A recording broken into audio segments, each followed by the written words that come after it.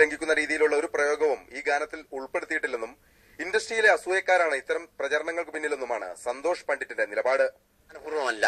അങ്ങനെ സംഭവിച്ചിട്ടുണ്ടെങ്കിൽ തീർച്ചയായിട്ടും അത് ഒരു ആത്മാർത്ഥമായിട്ടാണ് ആളുകൾ വിമർശിക്കുന്നത്. വിമർശനം രണ്ടുതരം ഉണ്ടല്ലോ. ഒന്ന് എങ്ങനെയും നശിക്കട്ടെ, ഇവൻ ഇനി ഒരിക്കലും നന്നാവരുത്, കാരണം ഇങ്ങനെയൊക്കെയുള്ള പ്രതിഭയുള്ളവർ വന്നു കഴിഞ്ഞാൽ എന്നുള്ള രീതി വരാം. അതല്ല, ചിലർക്ക് അത് അതിൽ ആത്മാർത്ഥയോടെയാണ് പറയുന്നതെങ്കിൽ ഞാൻ ഉറപ്പിച്ചു പറയുന്നു, നമ്മൾ ഇത് തിയേറ്റർ വേർഷൻ അല്ല. ഞാൻ ഇപ്പോഴും പറയുന്നു, തിയേറ്റർ വേർഷൻ അല്ല. തിയേറ്ററിലേക്ക് എത്തുന്നത് മാത്രമല്ല, തിയേറ്ററിന് മുമ്പായിട്ട് അത് ഗ്രേഡിയന്റ് കുറെ കാര്യങ്ങൾ ചെയ്യാനുണ്ട്. ഒരു ദിവസം വർക്ക് 2 പാട്ടിലുണ്ട്. മനസ്സിലാക്കണം, ഇത് ഫുൾ വേർഷൻ അല്ല. ഞാൻ പറഞ്ഞല്ലോ, ഞങ്ങളുടെ മോറൽ സൈഡ് കിട്ടാൻ വേണ്ടി മാത്രം ഞാൻ കൊടുത്തൊരു കാര്യമാണത്. അപ്പൊ അത് വെച്ചിട്ട് അത്രയും വിവാദം ഉണ്ടാക്കുന്നത്. എന്നിട്ട് തിയേറ്ററിലേക്ക് പോയിട്ടില്ല. അപ്പൊ തീർച്ചയായിട്ടും അത് ഈ പറയുന്ന വിമർശനങ്ങളെ എനിക്ക് ഒന്നും കൂടെ, ഞാൻ പറഞ്ഞല്ലോ, ഇപ്പൊ അതിലേക്ക് പോകാൻ സമയമില്ല. ഞാൻ ഷൂട്ടിംഗ് 8 സോങ് അടക്കം തീർക്കാനുണ്ട്. May 1 റിലീസാണ്.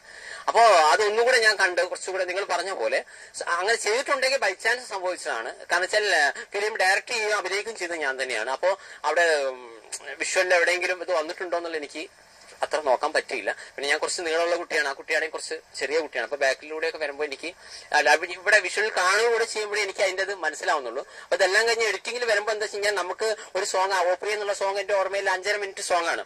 അപ്പൊ നമ്മള് ആ 5.5 മിനിറ്റ് അളന്ന് മുറിച്ചിട്ടാണ് ഞാൻ ചെയ്തിരിക്കുന്നത്. അപ്പൊ തന്നെ എറണാകുളം ക്യാമ്പസിൽ വരെ വളരെ എല്ലാ കുട്ടികളും പാടുന്നു എന്നാ പറഞ്ഞത്.